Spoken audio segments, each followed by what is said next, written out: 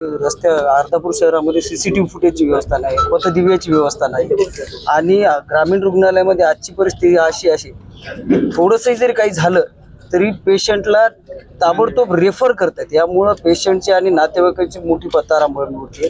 आत्ताचा विषय आहे त्या याच्यामध्ये थोडंसं मार लागलेला आहे, त्याला रेफर केलेले। छोट्या मोठ्या गोष्टीला जर रेफर करत असतील तर अवघड बाब होती। तिथं आता 2-3 डॉक्टर आलेले, एक मॅडम आलेले आहेत मुस्लिमच्या म्हणून, एक शाहिद सर आहेत आणि जिने मॅडमच्या कानावरती हा विषय मी 2-3 वेळेस टाकलेला आहे। आणि एक महिला अधिकारी, त्यांचे मिस्टर त्या ठिकाणी ओपीडी करतायत मॅडम। तिथं जिने मॅडमला मी हा सुद्धा मुद्दा टाकला होता। आता ते सुद्धा माझ्याकडे पुरावे आहेत की तिथं डॉक्टर महिला असते वेळेस त्यांचे पती त्या ठिकाणी ओपीडी करतायत, त्यांना अधिकार आहे का? कोट्यावधी रुपये खर्चून ऑपरेशन थिएटर बांधल्याने धुळकात पडू नये, तिथं खूप मोठे प्रॉब्लेम चालू आहे, त्याच्याकडे लक्ष द्या। आणि विशेष की त्या रस्त्याचं करा आणि सीसीटीव्ही असेल। विभागाचा जो भांगे आहे तो उद्धट बोलले, लोकांचे काम करत नाही।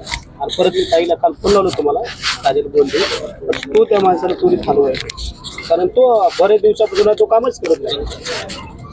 एक विषय सोनोग्राफ सेंटर तिथे उपलब्ध करून देण्यात यावे, कारण लय अडचण होती। तुम्ही जातीनं थोडंसं लक्ष घाला। अर्धापूर नगरपंचायतला सांगितलेलं ते प्रोसेसिंग मध्ये एवढंच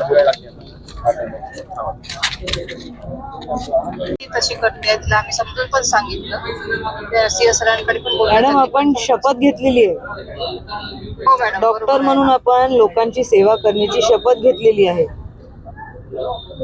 येस मॅडम। मग काय होतंय हे? नाही, त्यांना मी आपल्याशी संवाद साधायला सांगते मॅडम। आहे मी हॉस्पिटलला पण आहे। माझ्याशी संवाद साधून काही होणार नाही, आपण तिकडे इन्चार्ज आहोत ना। आपण जर आपल्या स्टाफला सांभाळू शकत नाही तर मी ह्यात इंटरव्हीन करून काय करणार आहे? त्यांना बदलायच्या ऐवजी कोणा दुसऱ्याला बदलावं लागेल। मग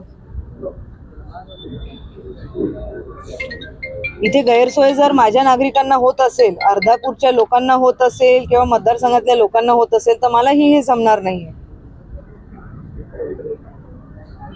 आणि तिकडे असं मला हेही कळालेलं आहे की जे डॉक्टर मॅडम आहेत त्यांचे मिस्टर येऊन बसतात, ओपीडी चालवतात, औषधं देतात। हे कितपर्यंत खरं आहे? नाही, एका पेशंटच्या अनुषंगाने मी बोलले होते त्यांना, मला कळल्या बरोबर। This is not right, this is not right. तुम्ही डायरेक्ट सस्पेन्शन ऑर्डर काढा। एका पेशंटच्या अनुसार म्हणजे काय? ते डॉक्टर झाले की त्यांचे नवरे डॉक्टर आहेत? नाही, मॅडमच डॉक्टर आहेत। त्यांनी म्हटलं होतं की त्यांना बरं नव्हतं, त्याच्यामुळे माझे मिस्टर माझ्यासोबत रात्रीला होते, मुलं बाळ त्यांचे होते। असं जमणार का ताई? नाही जमत, त्यांना समजून सांगितलेलं मॅडम, वारंवार सांगते आहे। आणि वरिष्ठांना पण याच्याबद्दल मला चौकशी लावावं लागेल। आणि आम्ही सगळा डाटा पण आता तयार करून ठेवलेला आहे, वरिष्ठांना सगळं कळवते मॅडम, त्यांना नोटीस पण देते आणि वरिष्ठांना कळवते। आणि तिकडे आपला रस्ता पाहिजे हे सगळे म्हणत होते। रस्ता किती किलोमीटर पर्यंतचा? 80 मीटर नाही, 300 मीटर 300 मीटर आहे। बरं, एक 1-1.5 किलोमीटर बायपास थोडा लागेल तो सँक्शन झालेला आहे रस्ता। बरं, ठीक आहे, ठीक आहे, चालेल, ठीक आहे। पहिले हे, आणि तिकडे आपल्याला सोनोग्राफीची मशीन नाहीये?